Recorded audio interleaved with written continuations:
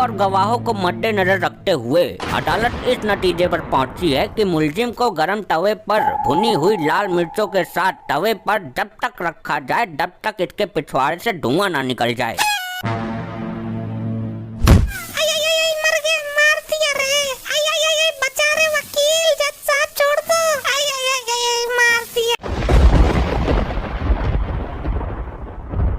जज साहब कर दे काम शुरू। क्या काम शुरू करें? हम क्या खराद की मशीन पर आए हैं? वेल्डिंग करने आए हम। अरे मेरा मतलब है कि कोर्ट की कार्रवाई शुरू करें।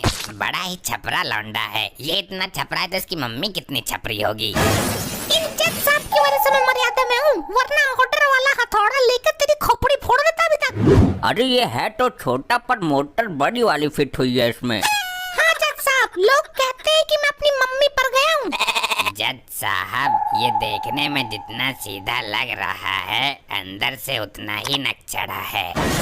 और जज साहब ये आदमी बाहर से जितना काला है उससे कई गुना अंदर से भी काला है। तुम्हारा मन काला, तुम्हारा दिल काला है, तुम्हारे गुर्दे फेफड़े सब काले हैं, बाकी तुम्हारा हर सामान काला है। ये काला है वो काला है। अबे तू आदमी है कि शैतान का साला है? अबे तू वकील है या चूतियों की चाची है? अरे संभाल के जज साहब, संभाल के। जज साहब ये कल का लौंडा बेफजूल की बातें करके अदालत का वक्त जाहिर कर रहा है। कोई वक्त जायज नहीं हो रहा है, किसी को कोई जल्दी नहीं है, समझे? लेकिन मुझे तो जल्दी है। क्यों, तुम्हें क्या लगन रिश्ते में जाना है किसी के? ए तमीज से बात करो वरना। क्या वरना है? क्या वरना? बोल जल्दी। ऑर्डर ऑर्डर ऑर्डर, तुम अदालत की तौहीन कर रहे हो। तौहीन तो हमारे बाप ने कर रखी है, मुझे कोर्ट में घसीट लाया।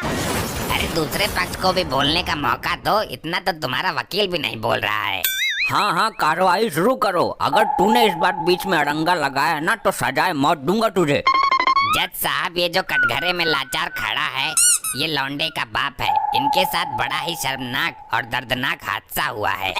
अच्छा, इनकी इज्जत पर हमला हो गया क्या? लुट गई कि बिक गई? जज साहब इससे भी बड़ा हादसा हुआ है जिसे सुनकर आप हिल जाएंगे। अरे तो जल्दी बताओ, अदालत को गुमराह क्यों कर रहे हो? जज साहब 3 तारीख की रात को जब मेरा मुवक्किल गहरी नींद में सो रहा था तब आगे भी बोलो महाराज।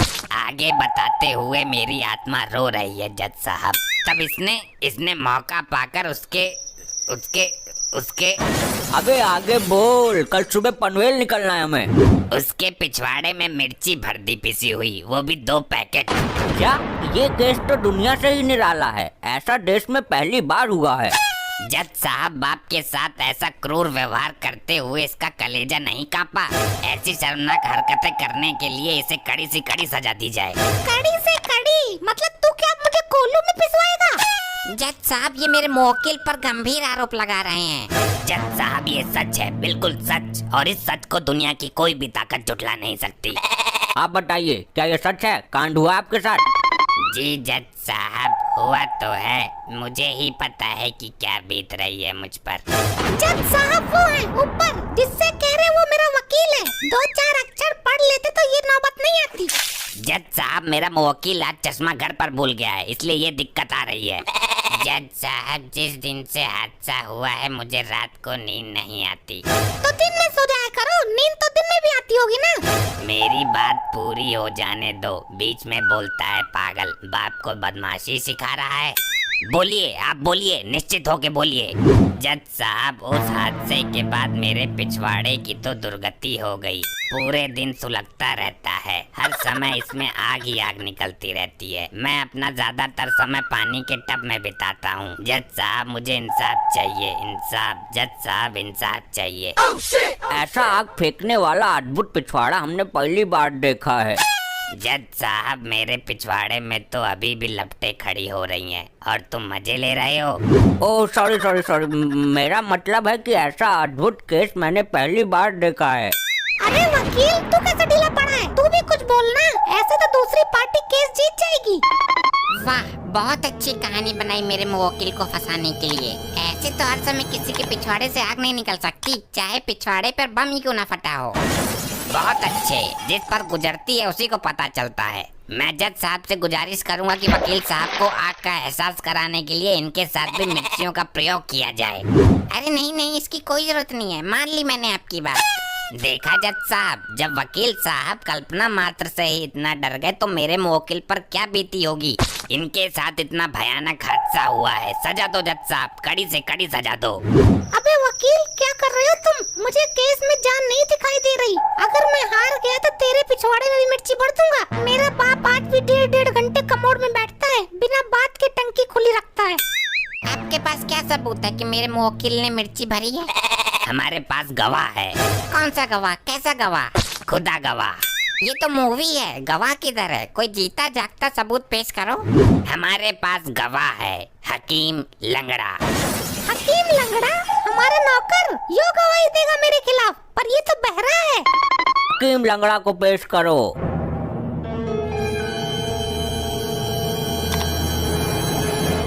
जो कैसा गवाह लाए हो? नाम हकीम लंगड़ा और है गंजा? जज साहब, नाम है लंगड़ा और देखने में है गंजा, और वैसे तो है ये बहरा। क्या बहरा भी है यो? तो ये क्या गवाही देगा? दूसरा कोई नहीं मिला? इसे तो कुछ सुनाई नहीं दिया होगा। जज साहब, जोर से बोलने पर आवाज आ जाती है इसे। तो हाँ भाई, तुम गवाही दोगे? अच्छी बात है, पर तुम मुझे दवाई क्यों दोगे? तुम जज हो कि डॉक्टर हो? अबे जज साहब, गवाही के लिए बोल रहे हैं, गवाही के लिए। अबे तो रजाई का मैं क्या करूँगा इतनी गर्मी में? तू एक काम कर, हल्का वाला कंबल दिलवा दे। जज साहब, ये गवाह नहीं चलेगा। अदालत का कीमती वक्त खराब हो रहा है। हकीम लंगड़े, गवाही देगा कि नहीं देगा तू? हाँ हाँ, दूंगा, जरूर दूंगा गवाही, इसलिए तो मैं आया हूँ। तो गीता पर हाथ रख के कसम खाओ कि मैं जो कहूँगा सच कहूँगा। नहीं वकील साहब, मैं अब सुधर गया। मैं अब किसी संगीता पर हाथ नहीं रखूंगा। संगीता नहीं, गीता की बात कर रहा हूँ मैं। गीता, गीता। कौन बबीता? हमारी पुरानी वाली गर्लफ्रेंड? अरे याद मत दिलाओ उसकी। पुराने घावों को मत खोलो। सोचता हूँ तो आंखों से आंसू की धारा फूट पड़ती है। अबे गीता की कसम खानी है, गीता की। कमाल करते हो वकील साहब, मैं ऐसे किसी भी औरत की कसम नहीं खाता। मैंने आज तक तो अपनी ही औरत की कसम नहीं खाई। अबे गीता, गीता, गीता, ये वाली गीता, भगवत गीता। अच्छा, मैं जो कहूँगा सच कहूँगा। तो बताओ, इनके साथ हुए भीषण हादसे में तुमने क्या देखा? ना जज साहब, चप्पल तो रिलैक्सो की ही अच्छी होती है। अबे क्या बोल रहा है ये कैसा गवाह है बे? अरे ना जज साहब, मैं तो मंडल पिया करूँ 86 का। रहने दो आप। अबे इसे सही सही बुलवाओ, वरना 3 दिन की रिमांड पर भिजवाता हूँ इसे अभी। अबे तुमने मौके पर क्या देखा, ये बताओ। मैंने देखा कि ये लड़का मालिक साहब के कमरों से मिर्चों की खाली पैकेट लेकर निकल रहा है और मालिक चिल्ला रहे हैं। फिर मैं उनके पास पहुंचता हूं तो सारा पराक्रम समझ में आ गया।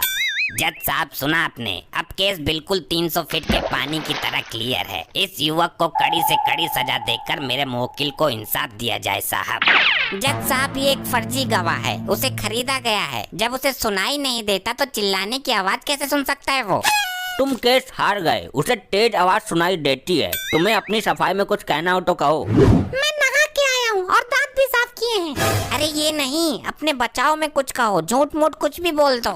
जज साहब, जो कुछ भी हुआ अनजाने में हुआ। बात ये है कि मुझे मिर्चों का पैकेट खाली करना था, कुछ मिल नहीं रहा था और अंधेरा बहुत ज्यादा था। तभी मेरा हाथ अंधेरों में 2 तकियों के बीच में आ गया। हमने वो मिर्च का पैकेट वहीं खोल दिया।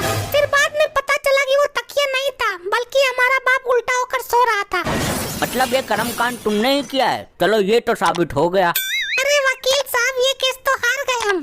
तो मैं क्या करूं? मैंने तो बोला था कि अपने बचाव में कुछ बोलो, तुमने सीधा ही गुनाह कबूल कर लिया। तमाम सबूतों और गवाहों को मद्देनजर रखते हुए अदालत इस नतीजे पर पहुंची है कि मुलजिम को गरम तवे पर भुनी हुई लाल मिर्चों के साथ तवे पर जब तक रखा जाए तब तक इसके पिछवाड़े से धुआं ना निकल जाए। ये क्या बात हुई जज साहब? ये तो फैसला ही गलत है। ऐसे इंसाफ होता है?